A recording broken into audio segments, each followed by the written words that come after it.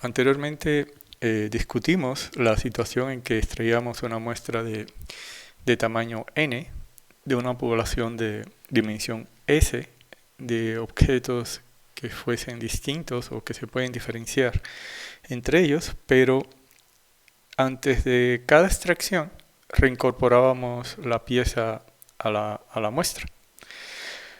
Ahora queremos considerar la situación en que eso no sucede, o sea que no vamos a reincorporar el elemento a la urna o la población, como lo queramos llamar, ¿no? Y vamos a repetir ese procedimiento n veces. Obviamente n tiene que ser una cantidad menor o igual que s, porque si yo extraigo una muestra de tamaño n igual a s, veámoslo así, ¿no?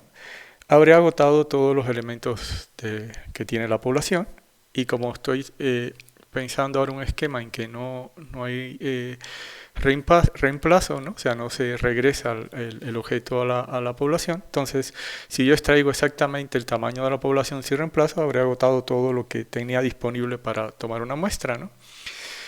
Y lo que voy a conformar con eso es un vector, ¿no? De dimensión n, que es el tamaño de la muestra que estoy considerando, ¿no?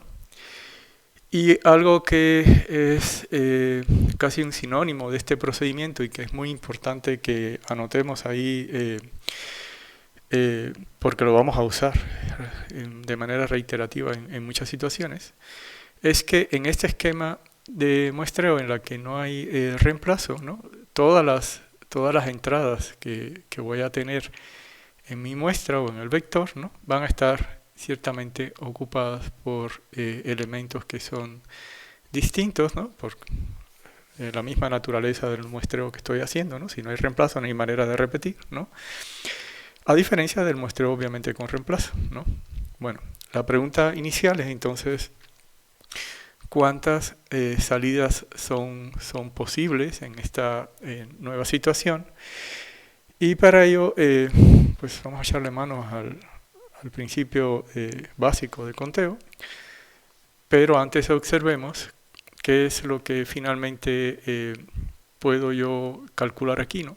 O sea, veámoslo así, la primera entrada de mi vector, ¿no? Que estoy componiendo, o la primera extracción que yo haga, ¿no?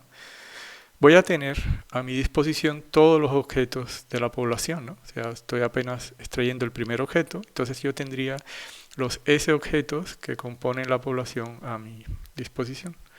Ahora bien, una vez que yo haya hecho la primera extracción, ¿no? Y quiera ahora sí hacer la segunda o llenar la segunda entrada del vector, yo habré extraído exactamente un objeto en el paso anterior, ¿no? Y me quedarían ahora disponibles para la segunda extracción. Yo tendría S-1 objetos a considerar, ¿no? Y así sucesivamente, ¿no? Hasta la enésima extracción, o al llenar la enésima componente o entrada de mi vector, ¿no? Yo habré extraído hasta el paso anterior n-1 elementos de la población, o sea, en total, entonces yo tendré a mi disposición apenas S menos los que extraje, ¿no? O sea, S menos n-1 elementos que puedo considerar para la enésima extracción, y con ella conformar la última posición de mi vector, digámoslo así, ¿no?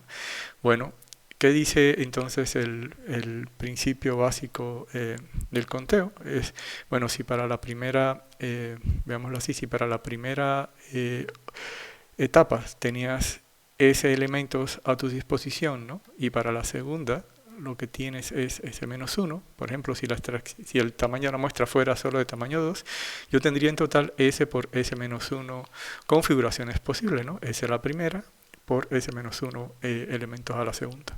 Y así sucesivamente, ¿no? O sea, eso lo voy a multiplicar ahora por el número de opciones que tengo para la tercera etapa, ¿no? Y así sucesivamente hasta la enésima extracción, ¿no? O la enésima etapa en la que voy a decir qué elemento voy a tomar, pero obviamente de los que tengo a mi disposición hasta ese momento, yo habré extraído n-1 elementos hasta ese momento, entonces tengo a mi disposición S, ¿no?, que era el número total, menos los n-1 que yo he extraído con anterioridad, ¿no? Bueno, ese producto, que sería de S por S-1 por S-2, así sucesivamente hasta S menos n-1, ¿no?, es lo que voy a representar con este símbolo, que se lee S en n, veámoslo así, ¿no? Y en esencia, esa cantidad S en n es el número de, digamos, de configuraciones posibles o de salidas posibles que yo tengo cuando hago un muestreo de tamaño n sin reemplazo, ¿no?, de una población de dimensión S, digámoslo así. Bueno, un caso extremo sería entonces cuando el n, o sea, el tamaño de mi muestra, ¿no?, coincide exactamente con el tamaño o la dimensión de la población S. En ese caso, cuando yo me ubique en la última extracción, ¿no?, solo tendré un elemento disponible para ser extraído, porque habré extraído hasta ese momento exactamente S-1, ¿no? O sea, solo tendré un elemento a mi disposición. Y si lo quieren, quizás hasta inclusive de una manera quizás un poco más algebraica, eso es precisamente si yo tuviera n igual a s aquí, ¿no? Entonces, finalmente, este producto, al final lo que tiene es S menos S-1, este S cancela este, ¿no?, y este menos 1 acaba siendo el 1 que tengo del otro lado, ¿de acuerdo? Bueno, ese producto, ahora, si se dan cuenta, vamos a leerlo de derecha a izquierda, ¿no?, sería el producto de 1 por 2 por 3, así sucesivamente, ¿no?, hasta llegar a S. Es lo que ciertamente conocemos o definimos como el factorial de S, ¿no? Es precisamente el producto consecutivo de todos los números, desde el 1 hasta S, ¿no? Y ahora sí, lo puedo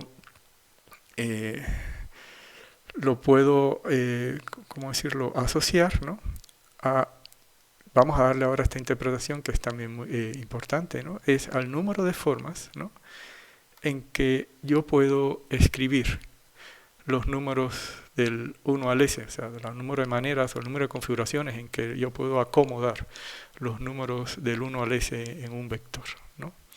Entonces, esencialmente, eso, digamos, lo que nos dice es que yo tengo que S factorial, veámoslo así, ¿no?, representa el número de diferentes órdenes que yo le puedo dar a S elementos. Y digamos, esas configuraciones son las que llamamos o conocemos permutaciones. Podrán dar cuenta por qué, porque finalmente una se obtiene de la otra simplemente permutando el orden de los elementos, porque todas tienen que estar, digamos, consideradas en el vector o en la muestra que estoy considerando, ¿de acuerdo? Bueno, a ver, en un inicio siempre vale mucho la pena que uno tome un poco de digamos, de confianza en qué es lo que está pasando, y para eso no nos queda de otra que tomar papel y lápiz, que van a hacer ustedes, y considerar un ejemplo simple para que vean cómo se van obteniendo estas permutaciones. Imagínense por lo pronto de que S fuera igual a 4, ¿no? Entonces yo tendría 4 factorial permutaciones posibles de 4 elementos, ¿no? Eso sería entonces 1 por 2 por 3 por 4, si lo quieren leer al revés por mí está bien. Entonces eso sería 12 por 2, serían 24 permutaciones posibles de 4 elementos, ¿de acuerdo?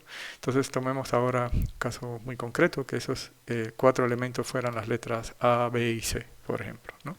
Entonces, a ver, ¿cuáles serían las permutaciones que comienzan con, veámoslo así, con la letra A, ¿no? Entonces, si yo quisiera ahora escribir todas las permutaciones que comienzan con la letra A de esos cuatro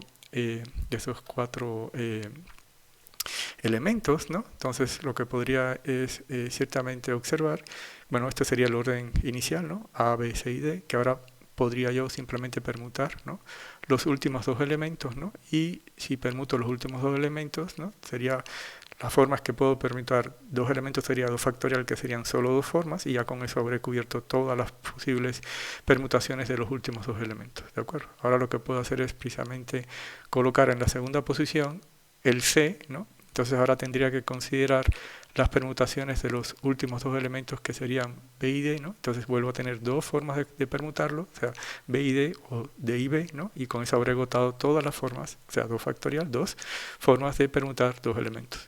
Por último, ¿qué puedo hacer? Entonces puedo considerar colocar AD, que es el elemento que falta colocarlo en la segunda posición, ¿no? Y ahora de nueva cuenta considerar las permutaciones de los elementos restantes en las últimas 2 posiciones, que tendría de nueva cuenta 2 factorial, o sea, 2 formas distintas de permutar estos 2 elementos que están aquí, ¿no? Y una vez que haya hecho eso, entonces lo que habré, digamos, construido, ¿no? Serían todas las formas de permutar, ¿no? 3 elementos en, veanlo así, que yo sé que eso lo puedo hacer de 3 factorial formas distintas, o sea, sería 3 por 2, 6 formas distintas, 1, 2, 3, 4, 5, 6 permutaciones de los últimos 3 elementos, ¿no? Y eso me permite entonces tener todas las configuraciones de 4 elementos en las cuales la primera posición está ocupada por una A, veanlo así, ¿no? Ahora simplemente pues voy a ir recorriendo, ¿no? ese mismo tipo de análisis, pero ahora, por ejemplo, podría considerar todas las configuraciones en las cuales el elemento B está en la primera posición. Y obviamente yo tendría que de nueva cuenta permutar los 3 elementos restantes. Ya sé que eso solo puedo hacer de 3 factorial formas distintas, entonces estas serían las 6 configuraciones posibles de permutar los elementos A, C y D, ¿no? O sea, voy permutando siempre los últimos 2. Voy finalmente, cuando agote las permutaciones de los últimos 2 elementos, colocando los elementos distintos en la tercera, ¿no? Bueno, aquí esta sería la segunda posición del vector, ¿no?